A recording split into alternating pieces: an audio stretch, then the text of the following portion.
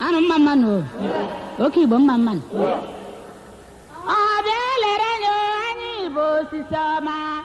O sisama mi ambora ma ani zurezu neme. Abele ani zurezu. O sisama mi ambora ma ani zurezu neme. Abele Okay, next is Delight Sunday Anicho.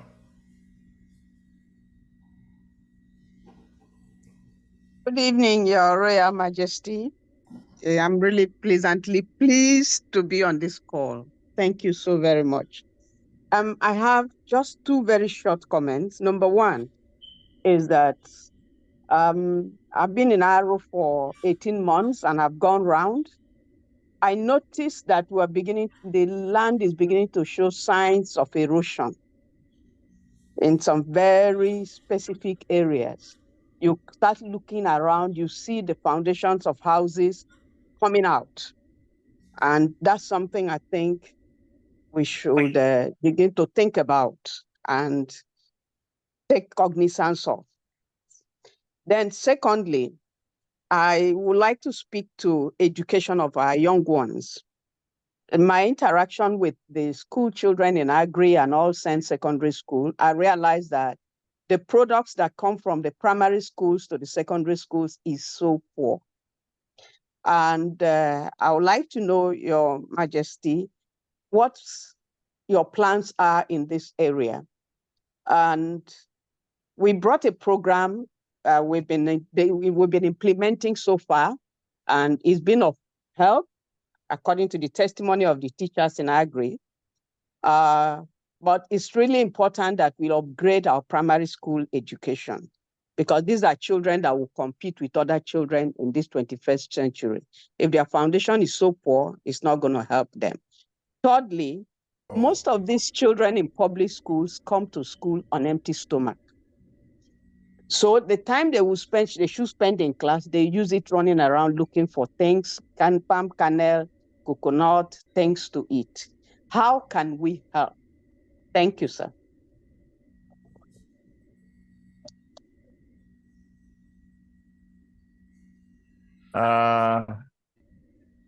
The ajụjụ ndị jụrụ dị ezigbo mkpa. Thankfully, mụ na gị vụtara na December kpatụ obobo a, so nọ m n'obi nza. Kama nke ikwutere maka erosion, that's something we need to look at.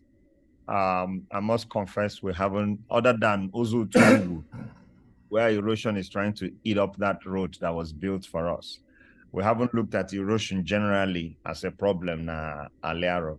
But now that you have mentioned it, we're going to make a note of that and include that in our conversation with government and with the community generally.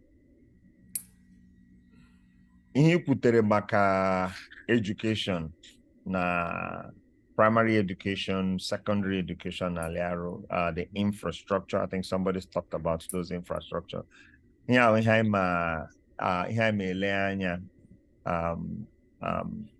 About Duku. I work with many communities as part of my work, and we do have this idea and understanding that once the quality of instruction for the primary school is weak, the person tends to struggle throughout his education. So you see these people who struggle in primary school, they may have multiple PhDs, but when they speak, you notice that something is missing in the foundation. Either the tenses don't construct, despite the fact that they have PhDs and things like that. So it's a very serious disservice as a community to our children if the quality of primary education they receive is weak, because to close that gap is difficult in later years. I'm aware that in some communities where this has been fixed, it's been fixed from the point of view of the quality of teachers. The quality of teachers that are instructing these children. Teacher na-akụziri mmadụ English, jiri Igbo Aro na-akụziri onye ahụ English, ịma ụdịrị English onye ahụ ma amụta. So I'm a lay hendoho and we have to do that in conjunction with the Ministry of Education, the quality of teachers that we have. We have to look into it. And then there's proliferation of private institutions. And some of these private institutions just do not have the mechanism to maintain quality. They hire whoever they can, collect money from parents, and basically not deliver the education.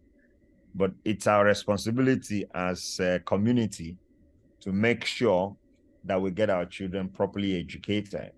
And that starts from primary school. In Kikwutere about Oboromega School with Ago, that is a more difficult problem to solve.